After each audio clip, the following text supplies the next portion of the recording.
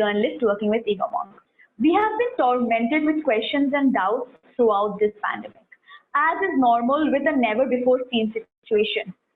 But what tends to happen during these times is that information spirals out of control. And one such topic which completely flooded the internet with misconceptions and doubts was how exactly do pet owners and pets fall into this COVID equation? Do they get the virus? Do we get the virus from pets? Do pets get affected in the same way? These are some very basic questions which we thought we will put to an expert directly. So joining us today is Dr. Munmun, a veterinarian based out of the US. Thank you so much for joining us and speaking to us. We would just like to start by asking you, how can pet owners take care of their pets during this prolonged crisis? So during this prolonged crisis, we still do not know for how long the pandemic is going to last, because the vaccines are yet to be out, and therefore the time frame is very uncertain. But keeping in mind that pets do need to go out, they do need to go out for a walk, and we do not know how the situation is around. Hence, it is necessary if pet owners can take their dogs out on a walk on a leash, keeping a 6 feet distance from other people, that is like a 2 meter gap from other people, and they should maintain a hygiene. But that does not mean that they will use sanitizer and alcohol and any other disinfectant spray on dogs, because that is very harmful for them. Another advice is that pet owners, they should use a face mask, but dogs should not use any kind of face coverings, because that is very harmful for dogs. They need a particular amount of oxygen to breathe. Hence, any kind of face covering is not essential for pets. Also, another important fact is that if pet owners sees any kind of symptoms or distress, they should always consult with their vets.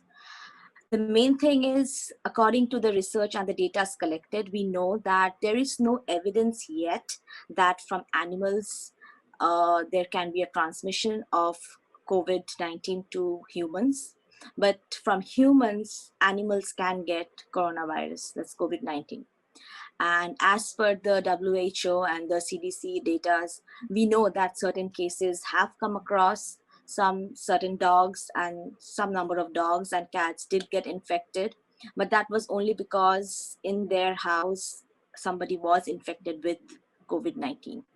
Hence, still there is no evidence that animals can transmit the diseases. But if there is somebody in the house suffering from COVID-19 or hospitalized due to COVID-19, they should maintain the same protocols they are maintaining for humans, like no contact and maintaining a 6 feet distance with animals too. Have you, because of a lockdown, seen a spike in teleconsulting?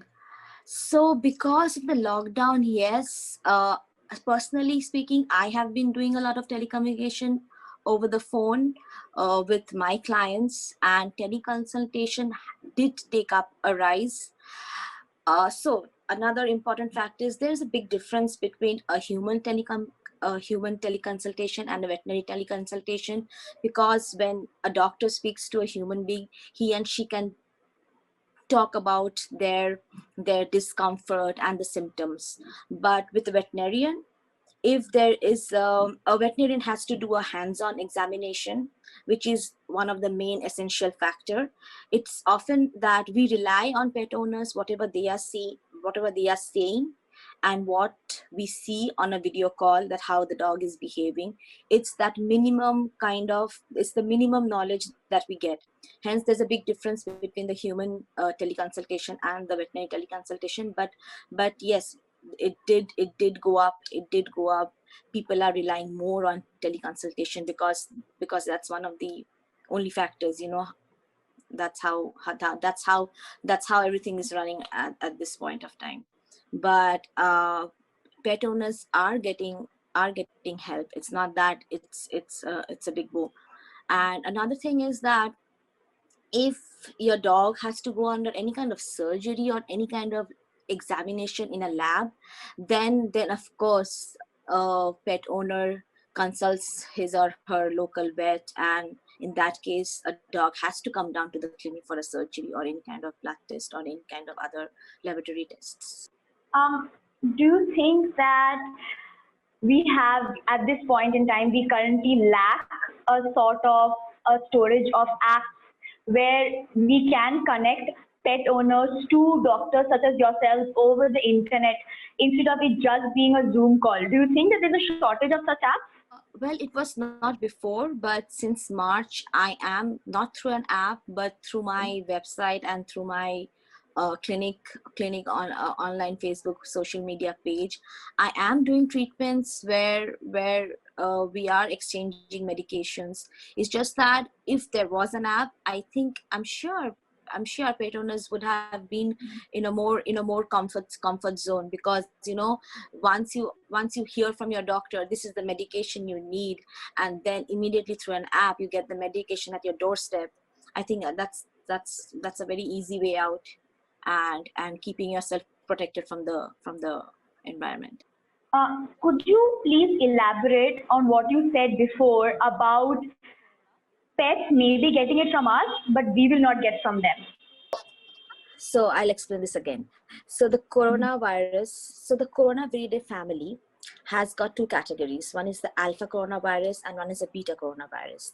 The SARS-CoV-2 comes under the beta coronavirus, which according to as per today's data, it happens only to humans. It's happening, humans are getting infected. But under the coronavirus family, the CCOV and the FCOV, which is under the alpha coronavirus, happens only to dogs and cats. And this was already there. This is not a novel virus. This was already there, and vaccines are against CCOV and FCOV. But they are two different things. The SARS-CoV-2 is which causes COVID-19, the COVID-19. It's under the same family, but they are not the same.